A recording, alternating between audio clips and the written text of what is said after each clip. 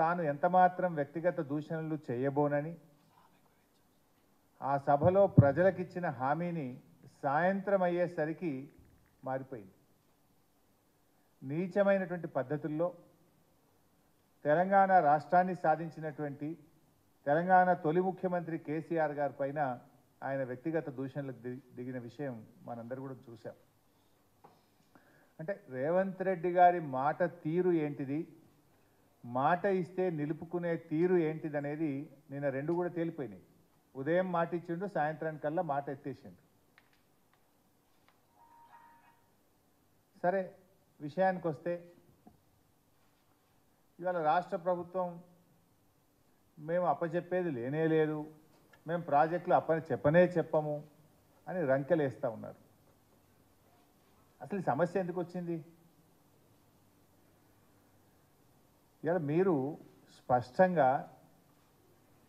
KRMB సమావేశాల్లో ప్రాజెక్టులను అప్పచెప్తూ నిర్ణయం తీసుకున్నారు.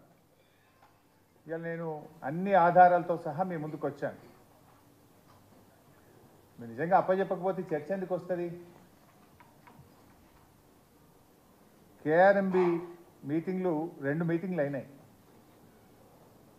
ఈ ప్రభుత్వం అధికారంలోకి వచ్చిన తర్వాత 17 జనవరి 2024 తేదీ నాడు ఢిల్లీలో జలశక్తి భవన్లో సమావేశం జరిగింది కేఆర్ఎంబి మీటింగ్.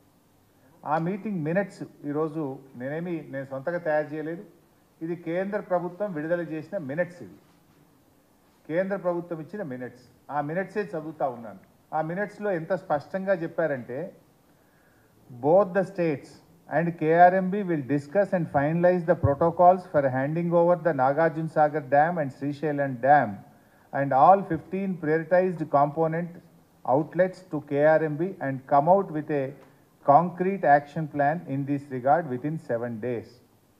7 రోజుల్లోగా ఎలా అప్పచెప్పాలనేటువంటి ఒక యాక్షన్ ప్లాన్ తయారు చేసుకొని మా ముందుకు వస్తారు. Both the states will hand over the 15 prioritized components outlets of Nagarjuna Sagar project and Srisailam project to KRMB within 1 month time period.